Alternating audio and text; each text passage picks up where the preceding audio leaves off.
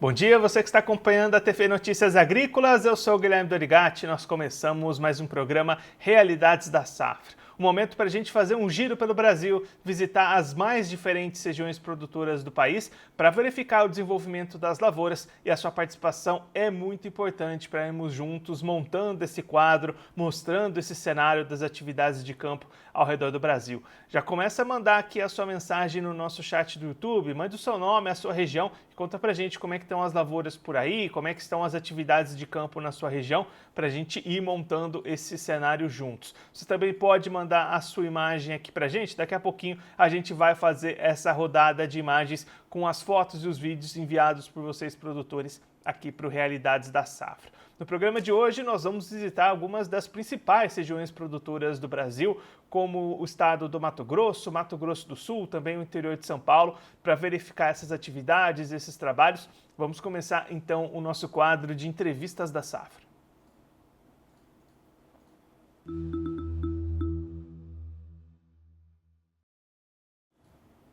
Nossa primeira parada vai ser no estado do Mato Grosso, para acompanhar como é que estão as atividades de campo lá na região, lá no estado, e quem vai conversar com a gente sobre esse assunto é o Lucas Beber, presidente da ProSoja MT, já está aqui conosco por vídeo. Lucas, seja muito bem-vindo, é sempre um prazer tê-lo aqui no Notícias Agrícolas.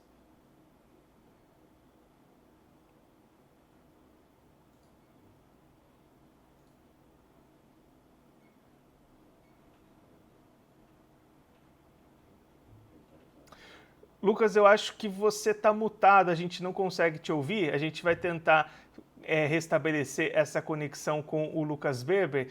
Acho que agora a gente já tem você, Lucas, tudo bem? É um prazer poder conversar, falar um pouquinho de como foi a safra, né? Já estamos entrando aí na reta final da colheita aqui em Mato Grosso. E Lucas, uma colheita bastante complicada para o produtor mato-grossense, né? Muitos desafios para entrar em campo e realizar essa colheita da soja, né? Com certeza, né, Guilherme? Nós temos aí sempre que pensar que Mato Grosso, quando a gente fala de soja, automaticamente está falando de milho. Então, nós tivemos esse ano já um atraso na semeadura da soja, né? E o que fez com que também comprometesse já a semeadura do milho. E agora na colheita, excesso de chuva, foi um ano bem complicado, com poucas pausas aí de sol, então isso compromete os trabalhos de colheita, compromete a qualidade e o peso do grão de soja. Por isso que nós sempre falamos que as projeções de safra, elas às vezes devem ser mais conservadoras, porque apesar da lavoura estar definida, a chuva tira muita produtividade e não foi incomum mais que um, dois, três intervalos aí de ficar quase uma semana sem chuva, e a gente sabe na prática que uma semana de chuva aí você perde 15% de peso no grão da soja. Então, compromete qualidade, compromete peso e compromete a semeadura do milho também, Guilherme. Agora, com essa colheita já na reta final, Lucas, já praticamente encerrada aí no estado, como é que foram esses resultados? Essa chuva impactou realmente nas produtividades registradas pelos produtores? Guilherme, é isso que nós estamos aguardando o fechamento de fato, né? A gente sabe que sempre há muita especulação sobre os volumes de colheita, né? Nós vemos aí a safra nacional dando uma discrepância aí de mais de 6 milhões de toneladas entre a Conab e a Biov, e muitos importadores lá fora pegam esses dados da Biov, isso é péssimo para nós, porque distorce, e normalmente nos últimos anos, já no fechamento da safra, a Biov tem anunciado números no mínimo 5 milhões de tonelada maior, e depois, com o passar do ano que vai sendo escoada essa colheita, acaba diminuindo esse valor, enquanto isso prejudica os preços do grão lá fora. E novamente esse ano nós temos a projeção, o IMEA sempre tem buscado ser assertivo, está falando em 49 milhões de toneladas, uma safra recorde, mas é aquilo que eu falo.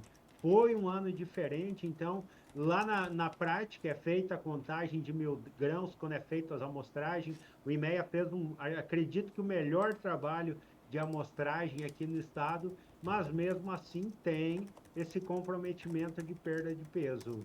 Guilherme. E temos que lembrar também, né, quando a gente fala da semeadura do milho, atraso na colheita, esse ano, quando normalmente nós estaríamos aí com 42% da safra colhida lá na primeira metade, esse ano nós estávamos com 18% colhido. Então, isso dá também uma discrepância de número. Os primeiros 45% do que foi colhido aqui no Mato Grosso foi com uma média de atraso aí superior a 15 dias.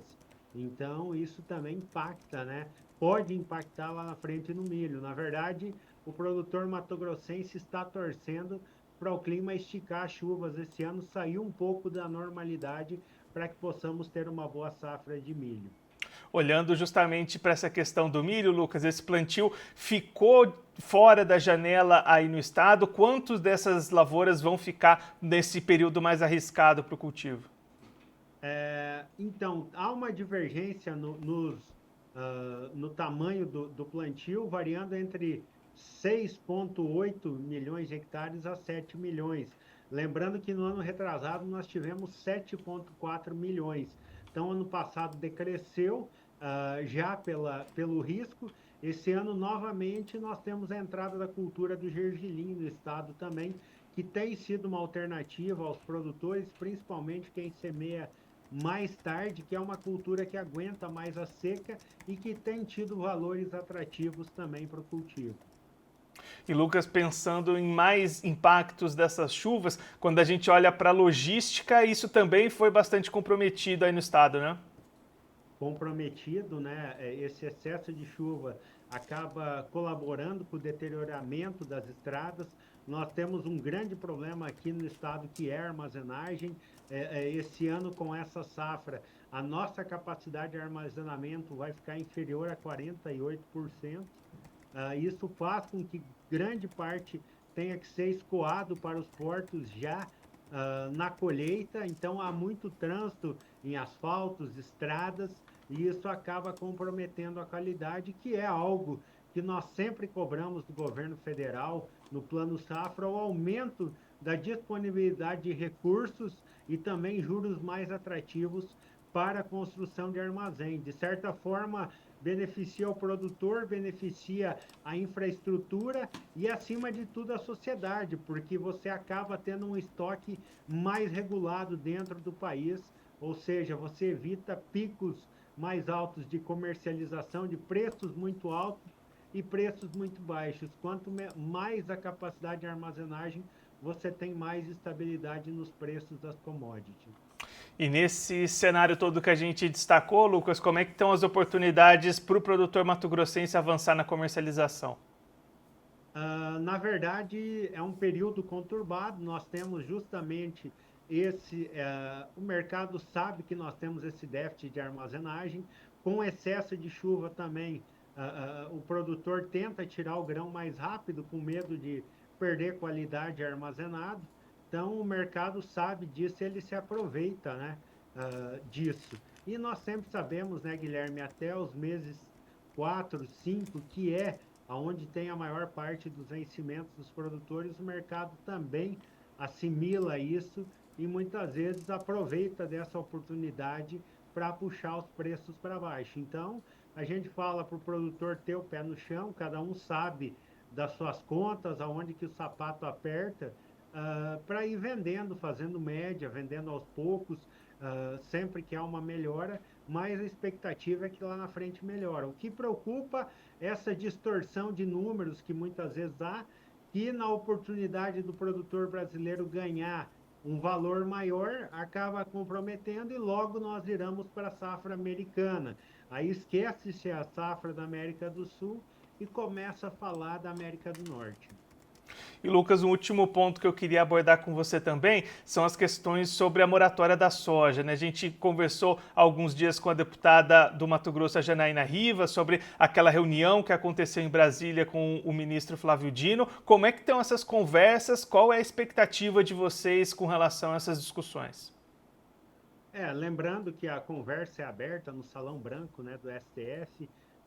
Então, nós levamos toda a preocupação. A ProSoja Mato Grosso está com o Amicus Curiae nessa ação. E, é claro, quem entrou foi o governo do estado, que sancionou a lei, e a Assembleia Legislativa entraram na defesa da constitucionalidade. Nós sabemos que, em termos jurídicos, há constitucionalidade, a moratória tem ultrapassado a nossa legislação, ela regula a oferta de soja e também interfere na livre iniciativa, a escolha dos produtores, e ainda causa impacto social, principalmente nos municípios do norte do estado, após a ligação com o porto de Miritituba por rodovia, nós tivemos uma viabilidade econômica para a produção de soja no norte do estado. Então, áreas de pecuária que foram desmatadas após 2008, hoje têm vocação para a soja.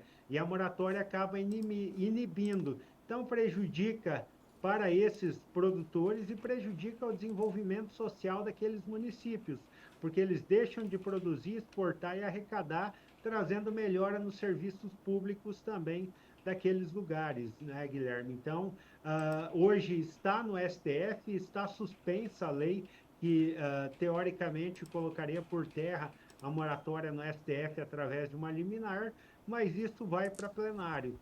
E nós estamos trabalhando na defesa para que a lei seja reconhecida, seja constitucional, até porque os partidos que entraram na defesa entraram alegando a sustentabilidade, por evitar o desmatamento. Mas nós temos que lembrar que nós temos lei no nosso país, o Código Florestal mais rigoroso do mundo, e ele sim é que deve ser aplicado e os nossos produtores respeitam. Isso está acima da nossa lei, então estão desrespeitando a nossa Constituição, o nosso Código Florestal, e a lei em si trata de incentivos fiscais, que é uma prerrogativa do Estado. Inclusive, o Tribunal de Contas de Mato Grosso está auditando esses incentivos fiscais e ele já fala também que enxerga uma promoção de desigualdades sociais e também essa desigualdade dos municípios. Então, nós estamos muito confiantes. O que preocupa, é claro, essa semana, para tratar do assunto, nós tivemos aí o ministro Carlos Fávaro, o ministro da Agricultura, com o Blairo Maggi conversando com o ministro. Querendo ou não, o Blairo Maggi tem uma influência política e ele é aí uma das empresas signatárias da moratória, membro da Abiov, e ele se beneficia também com a moratória da soja, que nós sabemos que, no fundo, as empresas usam da moratória da soja para captar recurso lá fora a juro barato, emprestar aqui no Brasil a juro alto. E às vezes algumas pessoas questionam, mas as empresas não têm a escolha. O problema é que essas empresas, membros da Biov, signatárias da moratória, elas compõem 94% do mercado comprador. Isso, de certa forma, é visto como um cartel para compra, ou seja, deixa esses produtores sem opção para quem vender. Lucas, muito obrigado pela sua participação, por ajudar a gente a entender melhor todos esses cenários. Se você quiser deixar mais algum recado, destacar mais algum ponto, pode ficar à vontade. Eu acredito que, Guilherme, a preocupação principal que nós temos agora, primeiro é zerar as tarifas de importação para baixar preço de alimento. Isso é prejudicial porque nós damos, por exemplo, a oportunidade de entrada de milho norte-americano, que é subsidiado. Lá sim, aqueles produtores têm juros mais atrativos para o seu financiamento, tem seguro agrícola, tem um governo que olha para a agricultura entrar e competir com o nosso milho aqui, que nós pagamos juros de custeio praticamente maior que a taxa Selic. O nosso último plano safra, que a cada ano, se você colocar a inflação na conta, vem diminuindo o plano safra. Então, isso é altamente preocupante. Eu acho que o governo deveria tomar medidas para baratear os alimentos, acima de tudo, desonerando os alimentos da cesta básica, construindo infraestrutura para baratear o frete. Nós aqui no Mato Grosso, que é o maior estado produtor de soja e milho do mundo, pagamos o preço mais caro do mundo de frete ferroviário, porque não há concorrência aqui no estado. A Ferrogrão está aí parada. Então, é para isso que o governo tem que olhar, e preocupa mais ainda quando o governo fala em taxação nas exportações. Nós já vimos esse exemplo acontecer com a carne na Argentina, ela que exportava praticamente 800 mil toneladas de carne por ano, passou a exportar menos de 200 mil em poucos anos. E logo que o rebanho se ajustou, novamente ficou cara a carne dentro do país e a inflação veio, enquanto isso gerou desemprego. Então, isso já mostra que não prejudica só o produtor, mas prejudica o país e toda a sociedade, e nós perdemos mercado lá fora, mercado internacional, acaba prejudicando os nossos produtores e a nossa economia também, Guilherme. Lucas, mais uma vez, muito obrigado. A gente deixa aqui o convite para você voltar mais vezes, a gente seguir acompanhando o andamento das atividades aí no Mato Grosso. Um abraço e até a próxima. Obrigado, Guilherme. Um abraço a todos. Um prazer conversar com vocês. Esse é o Lucas Beber, presidente da ProSoja MT, conversou com a gente para mostrar todo esse cenário das atividades agrícolas lá no Mato Grosso. O Lucas destacando o cenário de chuva que dificultou bastante a colheita da soja, também impactou no atraso do plantio do milho e tem reflexos grandes na logística para escoar essa produção, fazer entrega, secagem desses grãos, também a possibilidade de grãos avariados, tirando produtividade, tirando rendimento do produtor no momento da comercialização, um cenário complicado para essa finalização de safra de soja lá no Mato Grosso. Inclusive, esse atraso no plantio do milho pode levar a um aumento substancial no cultivo do gergelim, que pode ser plantado com uma janela maior. O Lucas também destacando esse cenário, comentando também sobre as questões da moratória da soja, sobre taxações sobre exportações, retirada de taxas para as importações, muitos assuntos importantes abordados pelo Lucas Beber, presidente da ProSoja do Mato Grosso, aqui no Realidades da Safra. Agora vamos descer um pouquinho no mapa, saindo do Mato Grosso, vamos para o Mato Grosso do Sul para acompanhar como é que estão as atividades dessa safra lá no estado sul-mato-grossense. Quem vai conversar com a gente sobre esse assunto é o Fábio Olegário Caminha, diretor da FamaSul, já está aqui conosco por vídeo. Fábio, seja muito bem-vindo, é sempre um prazer tê-lo aqui no Notícias Agrícolas. Bom dia, Guilherme, bom dia a todos. O prazer é nosso de poder estar passando um pouquinho aí da situação da safra aqui no nosso Mato Grosso do Sul. Fábio, os trabalhos de colheita seguem avançando aí no estado para essa safra de soja. Como é que estão esses resultados? Como é que estão esses avanços de atividades por aí? Positivo, Guilherme. Continuamos avançando, né? O último relatório do projeto SIG-MS, né? Que é esse projeto parceria do governo do estado com a FamaSul e com a ProSoja, que monitora a safra de soja e de milho no estado, né? No último relatório, baseado nos dados até o dia 7 de março, né? A colheita nossa já está chegando em quase 70%, 68% já da nossa área colhida, né? Então, os trabalhos avançando, temos tido algumas chuvas maiores agora que dificultaram um pouquinho essa última semana, mas assim, dentro de uma normalidade, estamos já caminhando para a reta final. E aí, Fábio, a gente acompanhou, né, durante todo esse ciclo dificuldades de clima, especialmente na parte mais sul do estado. Como é que têm sido os resultados dessa colheita? Essas perdas têm se confirmado quando as máquinas passam no campo? Infelizmente as perdas têm se confirmado, sim, né? A ProSoja, o pessoal está no campo, a gente ainda não tem essa informação precisa, né, das colheitas, né, no sul do estado. Acredito que no próximo relatório já deva sair uma primeira estimativa mais real, vamos colocar assim, né, do que está acontecendo, mas de fato o que a gente viu, principalmente lá no sul do estado, são resultados aí bem difíceis para o produtor, que já vem sofrendo há alguns anos naquela região, né? Então mais um ano difícil aí, pegando aí a região sul do estado, que ali concentra Dourados, aquela região da Grande Dourados, a região sul-fronteira que pega ali a Mambai, a Aral Moreira, Ponta Porã. Então, assim, algumas regiões importantes de produção que, mais uma vez, foram afetadas pelo estresse hídrico, sobretudo ali a partir da segunda quinzena de dezembro.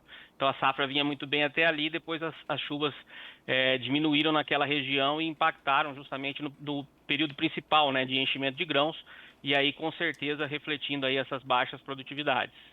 Até quando que devem se estender esses trabalhos de colheita, Fábio? Eu acredito que a gente tendo condições climáticas aí adequadas, né, sem o produtor podendo trabalhar, acredito que até lá pelo mais uma semana, 10 dias aí, a gente deva estar já praticamente encerrando a colheita aqui no Mato Grosso do Sul.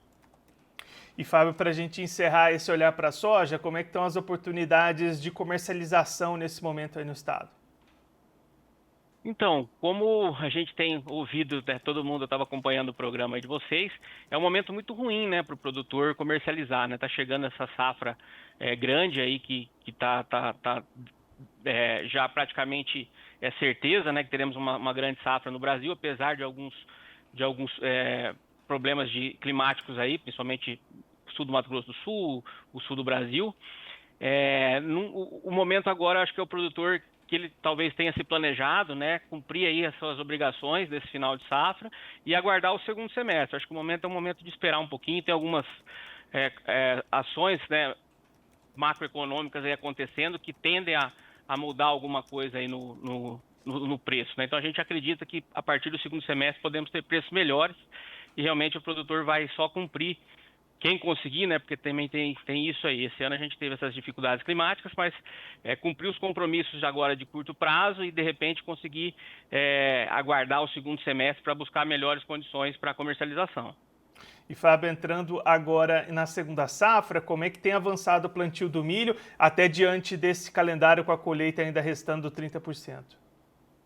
Pois é, essa é uma preocupação muito grande nossa, né? A gente sabe que a nossa janela aí está finalizando, bem dizer finalizada, né? Temos muito poucos dias aí para finalizar esse plantio dentro da época ideal aqui no nosso estado. Então isso preocupa bastante e o produtor tem buscado fazer o que ele consegue, né? Ser eficiente, né? Tivemos já alguns problemas, né, na semeadura, até alguns casos de replantio já foram relatados por falta de água já. Então quer dizer, a safrinha já está impactando também. E é a reta final. O produtor também nós já estamos aí com quase 60% do milho projetado, né, plantado. Lembrando que essa área vai ser revisada depois do plantio, mas de toda forma é bastante preocupante, né? A gente sabe que o Mato Grosso do Sul sofre aí com o inverno, né, principalmente a região sul. A região sul já está um pouco mais avançada no plantio, mas de toda forma a gente preocupa porque estamos fugindo aí da melhor janela do milho. Então, uma safra ruim de soja na região sul e caminhando para um milho fora da janela também preocupa um pouco mais. Mas acredito que a gente vai ter uma condição boa aí e tentar fechar aí no máximo também em 7, 10 dias esse plantio. Porque o produtor, ele acaba plantando, né? Ele está com os insumos, então é difícil o produtor ter essa decisão de não plantar. Então ele vai fugir um pouquinho, acaba arriscando um pouco mais aí essa safra de milho. Infelizmente, esse ano a gente não conseguiu encaixar a janela ideal. E aí você destacou que já tem esses problemas de clima, Fábio. Se a gente olhar para frente, como é que estão essas previsões? Deve melhorar ou essa deve ser uma safra complicada novamente? Então, se tratando de Mato Grosso do Sul, é difícil a gente falar, né? Mato Grosso do Sul ultimamente tem tido um clima bastante instável, né? O que tem acontecido são chuvas muito irregulares. Então, na mesma região, mesmo município, você tem regiões que choveram bem, né? Estão chovendo bem, e tem regiões que não chove, né? Então, a gente tem ouvido relatos aí de todas as áreas, principalmente o sul do Mato Grosso do Sul, né? De não ter essas chuvas gerais que a gente fala. Então isso preocupa um pouco. É lógico que o produtor sabe que o milho é uma cultura mais arriscada, mas acredita que até por conta dessa falta de chuva da safra, né, isso possa, de uma certa forma, equalizar aí no milho. Então a esperança sempre é grande, né? O produtor tem acreditado nisso. E como tem bastante área que foi colhida cedo, isso é um fato que a gente pode destacar, também tem muito milho já adiantado, né? Então isso vai caminhando para que uma parte desse milho que está no chão já está numa condição melhor. E agora esses relatos que eu comentei a respeito de replantio são dessas últimas áreas, algumas áreas aí que realmente teve estresse hídrico já no arranque do milho e o pessoal ainda tá buscando esse replante. Fábio, muito obrigado pela sua participação, por ajudar a gente a entender melhor todo esse cenário. Se você quiser deixar mais algum recado, destacar mais algum ponto, pode ficar à vontade. Não, na verdade, eu acho que é passar essa fotografia, né? Dizer que a gente, a partir da semana que vem, o projeto SIGA aí deve estar soltando os primeiros dados mais reais, né? Com as amostragens finalizadas, a gente vai começar a ter claramente o impacto, né? Que esse clima gerou na safra do Mato Grosso do Sul. Então, acredito que nos próximos relatórios a gente já vai ter essa estimativa mais próxima da realidade, com as amostragens de campo avançando, e acredito que o produtor vai fazer esse corre final aí, buscando colocar esse milho no chão e fazer uma boa colheita de soja e finalizar mais esse ciclo. Fábio, mais uma vez, muito obrigado. A gente já deixa aqui o convite para você voltar mais vezes, a gente trazer essas atualizações, essas consolidações dos números aí no estado. Um abraço, até a próxima. Um abraço, até a próxima. O Fábio Olegário Caminha, diretor da FamaSul, conversou com a gente para mostrar um pouquinho o cenário das lavouras lá no Mato Grosso do Sul, estado que chega a 70% da colheita da soja e vai confirmando aquelas expectativas de perdas de produtividade, especialmente na parte mais ao sul do estado. Fábio destacando que os próximos relatórios do projeto SIG-MS devem começar a trazer essas perspectivas de produtividades, consolidando essas perdas, mas por enquanto o que se tem é essa certeza de que as produtividades foram bastante afetadas pelo clima, especialmente mais ao sul do estado.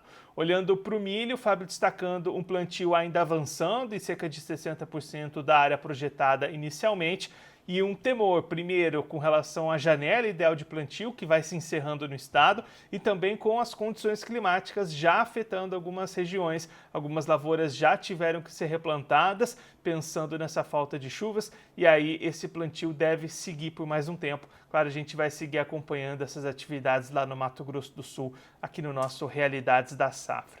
Vamos seguir o nosso giro, vamos agora para o interior de São Paulo, região de Boa Esperança do Sul, para conversar com Ana Paula Nunes, produtora rural, já está aqui conosco por vídeo. Ana, seja muito bem-vinda, é sempre um prazer tê-la aqui no Notícias Agrícolas. Bom dia, Guilherme, bom dia pessoal aí do Notícias Agrícolas, é sempre muito bom participar aqui com vocês. Ana Paula, a gente tem rodado aqui algumas regiões do Brasil e aí na região de Boa Esperança do Sul, em São Paulo, a vida também não está sendo fácil para o produtor, a dificuldade com o clima segue na vida do produtor rural, né? Sim, com certeza. Falo que todo ano é um desafio novo aqui para o produtor. Nós estamos aqui em plena colheita da soja, mas há praticamente 30 dias sem chuva nenhuma aqui e um calor muito grande. E olhando primeiro para essa colheita da soja, Ana, como é que estão os resultados por aí? Esse clima impactou nas produtividades?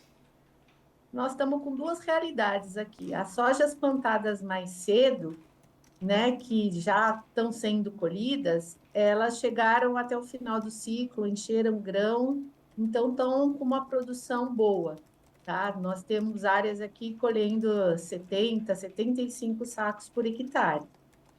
Mas as sojas plantadas depois, elas pegaram uma seca e um calor muito grande no final do ciclo, não conseguiram encher o grão.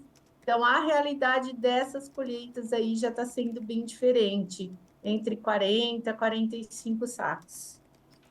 E aí, Ana, como é que esse cenário também impacta na comercialização do produtor, pensando nessa safra de soja?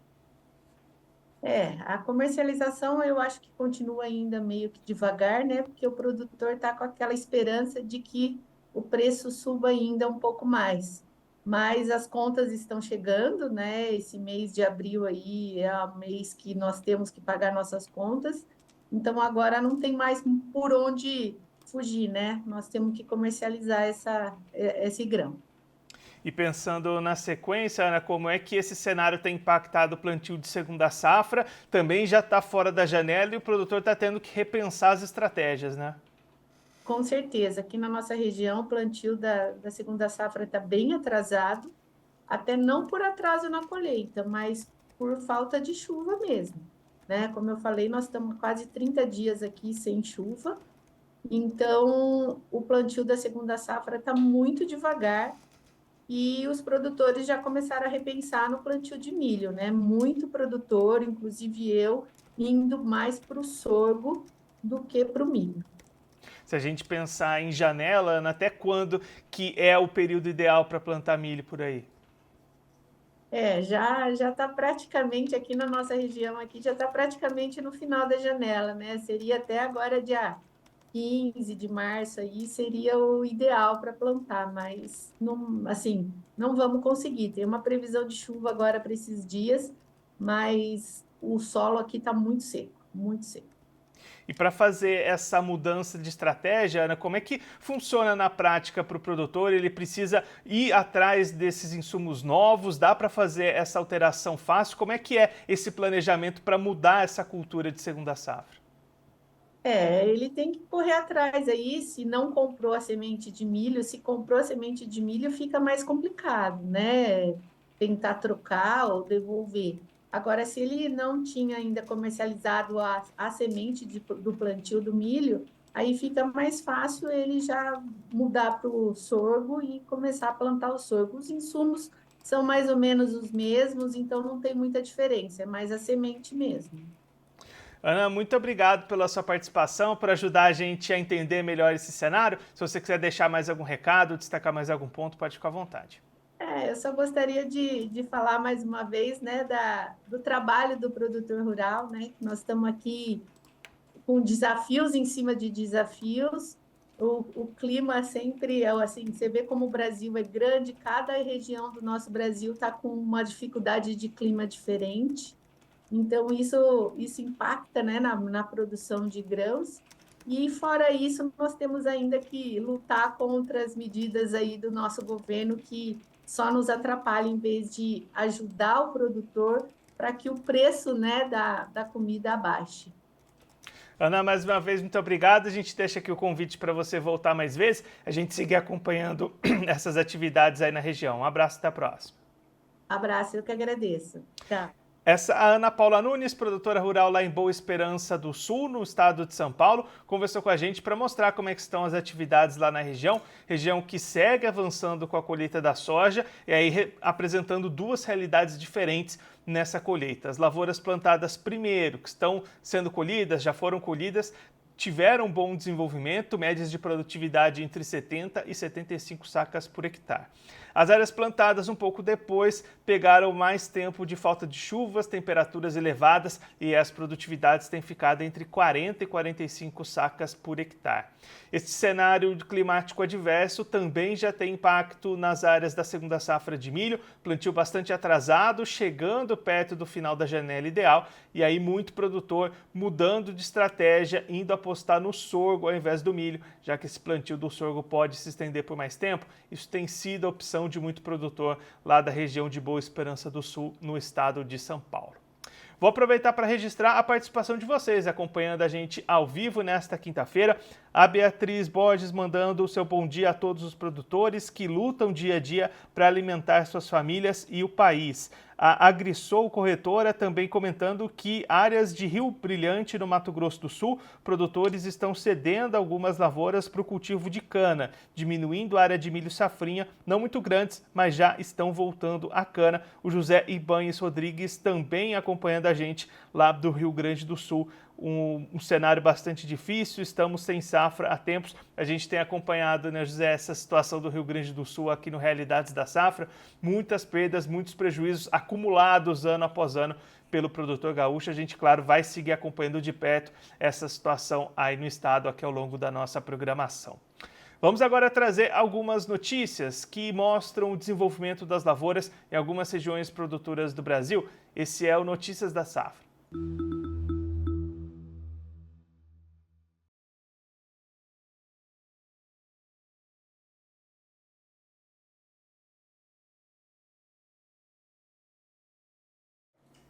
A equipe de Notícias Agrícolas esteve lá no Rio Grande do Sul, na região de Não Me Toque, acompanhando a Expo Direto da Cotrijal. A Letícia Guimarães conversou com o André De Bastiani, que é sócio-diretor da Agroconsult, para trazer algumas perspectivas para essa safra de soja do Brasil 24-25.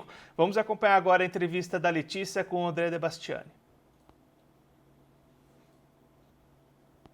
Olá, você que nos acompanha pelo Notícias Agrícolas, eu sou Letícia Guimarães e a nossa equipe está aqui na Expo Direto Cotrijal 2025 em Não Me Toque, no Rio Grande do Sul. E eu falo agora com o André De Bastiani, ele que é sócio-diretor da Agroconsult. Vamos entender um pouquinho com ele as expectativas para a safra de soja 24-25. André, seja muito bem-vindo. Olá, satisfação aqui poder compartilhar um pouquinho do que a gente tem feito ao longo do Rally. O Rally, que é um projeto que a gente percorre as principais regiões de produção agrícola do Brasil para fazer uma radiografia do que acontece em cada uma das regiões. E a gente vem, ao longo do ano, divulgando os dados, divulgando o que a gente está vendo no campo. E a gente está diante de uma safra exuberante, uma safra de mais de 170 milhões de toneladas, mas uma safra cheia de contrastes. Porque quando eu falo do centro-norte brasileiro, a gente vê vários estados aí batendo recordes de produtividade, como é o caso do Mato Grosso, como é o estado de Goiás, como é o estado da Bahia, estado de Minas, que tem um potencial produtivo bastante elevado. Porém, quando a gente olha para o Rio Grande do Sul, quando a gente olha para o sul do Mato Grosso do Sul, a gente tem situações bem distintas. O próprio Rio Grande do Sul vai colher aí menos de 16 milhões de toneladas, algo abaixo de 39 sacos por hectare de média. Mesma coisa que o Mato Grosso do Sul, que vai colher abaixo de 50 sacos, mesmo tendo o norte do estado participando de uma forma muito positiva. Então é uma safra de contrastes e é importante a gente entender isso, pois não basta dizer que temos uma safra recorde em termos de produção. Por isso que isso, inclusive, dá a impressão de que uma safra de recorde resolve todos os problemas. Sim, resolve o problema para quem está em regiões produzindo muito bem, mas para quando a gente olha para a situação aqui do Rio Grande do Sul, ela é diferente e vai exigir uma atenção de toda a cadeia muito maior para as condições do Estado. Você falou esse ponto da safra de contrastes, você trouxe na sua apresentação, inclusive, uma divisão muito clara do mapa, né, trazendo a questão do centro-norte do país de uma maneira e o centro-sul ali com perdas ali consideráveis. E outra frase que você falou durante a sua apresentação, André, que essa safra é uma safra endividada. Eu queria que você trouxesse a sua perspectiva para a audiência do Notícias Agrícolas sobre isso. Bom, a agricultura brasileira é uma agricultura alavancada. Para fazer agricultura, você tem que tomar crédito e a gente depende de crédito externo. E isso acontece por duas razões. A primeira é em função da grande expansão da agricultura ao longo dos últimos anos. Se a gente tomar como exemplo a soja, em 5 anos a gente cresceu a área plantada em 10 milhões de hectares. E para você fazer 1 hectare a mais, seja de conversão de pasto para agricultura, a gente tem uma série de investimentos, investimento em solo, investimento em máquinas, infraestrutura, em equipe, que custa caro e o produtor tomou dívida para conseguir fazer esse crescimento de área. E também a gente tem um cenário decorrente de quebras de safra, e daí talvez seja o exemplo mais claro, que é o do Rio Grande do Sul, que passa aí por uma série de quebras de safra e que também acabaram aumentando o endividamento. Então a gente se encontra justamente no momento em que o endividamento da agricultura é alto, e no momento que as taxas de juros são impeditivas. E você trouxe também uma perspectiva de 3, vamos dizer assim, níveis de produção aqui no Brasil esperados para a safra 2024-25, perdão. Uma de excelente, uma ali de bom, né, quase que ali um sinal amarelo, e uma do sinal vermelho, onde se encontra ali Rio Grande do Sul. Eu queria saber que você pudesse detalhar também um pouquinho desses estados e quais são as realidades climáticas e também de possibilidade de investimento, já que o acesso ao crédito aqui no Rio Grande do Sul também é um ponto muito sensível para essa safra. Bom, as condições, a gente fala muito que a gente divide o Brasil em 3 grandes regiões, aquelas que estão com produtividades recordes, que é o caso do Mato Grosso, estado de Goiás, Bahia, o próprio Maranhão está uma situação muito boa, Minas Gerais, que vão produzir safras recordes em termos de produtividade de soja. Existe um outro conjunto de estados, podemos falar aí do estado do Paraná, o próprio estado de São Paulo, o estado de Piauí, que tiveram alguns problemas ao longo da safra, não vão expressar seu potencial máximo, mas mesmo assim a gente considera que tem um bom potencial. E o terceiro grupo, daí sim, que a gente inclui o Mato Grosso do Sul e o Rio Grande do Sul, que foram as que tiveram perdas bastante grandes em termos de produção. Então é uma divisão mais simples, né? A gente até brinca que dá para traçar uma linha cruzando metade do Mato Grosso do Sul, deixando para baixo aí também o estado do Paraná, que é onde a gente teria essa linha divisória do centro-norte do Brasil, que teve uma condição climática muito favorável, e do centro-sul com uma condição climática mais desafiadora. E como que a gente consegue encarar a questão da precificação da soja e também do milho, claro que também isso entra na conta, na decisão do produtor ali de manejar, né, o tamanho de área de soja e de milho que ele vai fazer. Como que você está vendo a questão da precificação aqui no Brasil nesse momento e daqui para frente? Safra de soja, safra de milho, subsequentes, como que a gente deve ver as áreas? Bom, falar de precificação tem inúmeras variáveis por trás, seja preço internacional, seja prêmio de exportação, seja câmbio, seja frete, tudo isso influencia no quanto que o produtor vai comercializar a sua soja, o seu milho no final. Agora, algo que a gente trouxe aqui muito para a discussão diz respeito dos fundamentos que fazem a precificação no mercado internacional. E basicamente a gente está olhando para quanto de soja a gente produz e quanto que a gente consome. Esse é um terceiro ano consecutivo no qual a gente produz mais do que a gente consome. E qualquer produto é assim, quando você tiver mais oferta, você vai ter pressão em termos de preço. E isso aconteceu porque o avanço em termos de área ao longo dos últimos anos e o potencial produtivo foi muito maior do que a capacidade de crescimento do consumo. Então temos sim um cenário ainda restritivo em termos de precificação no mercado internacional para a soja. Para milho o cenário é um pouco mais favorável, porque a gente já vê um cenário mais deficitário, tanto é que os preços de milho eles têm se sustentado ao longo do ano, diferente do que a gente tem visto para a soja. E motivado, inclusive, os norte-americanos a investirem um pouco mais nas áreas de milho, apesar deles já terem essa vocação, né, de plantar mais milho do que soja, mas a gente vê pelos relatórios do USDA que essa safra ela vai ser mais de milho do que de soja por lá. A gente começa a desenhar a safra 25-26. E dela começa pelo desenho de área de cada um dos países. E certamente existe uma tendência para o produtor americano produzir mais milho, plantar mais milho do que soja. Isso ajuda até a equilibrar esse balanço de oferta e demanda superavitário que a gente tem na soja. E daí a gente começa também o desdobramento disso para outros países, como é o caso da Argentina, como é o caso do Brasil, e que daí vai levar em consideração aspectos muito regionais. No caso da Argentina é possível que volte a área de milho também, em função do último ano ter reduzido. No Brasil, no último ano também, a gente reduziu a área de milho para plantar soja. Então, a gente imagina que muitas regiões, como é o caso do Rio Grande do Sul, volta a plantar um pouco mais de milho verão do que é o de soja. Diante de um cenário bastante ofertado, a gente imagina que não tenha uma grande expansão em termos de área. Mas a gente tem que levar em consideração que algumas regiões estão produzindo bem, e isso está fazendo com que haja uma injeção de liquidez muito grande no campo, e sim, vamos ver alguns produtores investindo mais para essa próxima safra. Agora falando de geopolítica, inclusive, André, a gente tem uma guerra comercial em curso, principalmente Estados Unidos e China. Trump deu aquela recuada, aquele morde-a-sopra em relação ao Canadá, em relação ao México. Fala brevemente sobre o Brasil, mas não de forma clara. Eu queria saber, em relação à soja, de que forma o Brasil pode se beneficiar ou se prejudicar nisso. E aí, quando a gente coloca a Argentina em jogo com retenções e Javier Milei, queria que você trouxesse essa colcha de retalhos costuradinha para a audiência do Notícias. Bom, vamos lá, de uma forma muito breve também aqui, porque é um assunto que tem vários desdobramentos. Mas quando a gente olha principalmente para a relação entre Estados Unidos e China, e agora com também imposição de tarifas por parte da China, a gente vê de fato uma oportunidade para o Brasil para colocar mais soja do mercado internacional. Dá para crescer muito a nossa exportação? Não tem tanto espaço assim. Mas caso a gente veja um cenário de guerra, indo para uma fase mais aguda, sim, a gente começa a ter benefícios, principalmente em termos de prêmio de exportação, que é o cenário que a gente vivenciou lá em 2018, no primeiro cenário de guerra, no qual o Brasil foi beneficiado por conta de prêmio, porque é importante salientar que quando a gente fala em uma guerra comercial como essa, isso gera um impacto negativo em termos de preços no mercado internacional. Mas a composição final, o brasileiro, ela pode sim ser positiva. Devemos apostar todas as nossas fichas aí?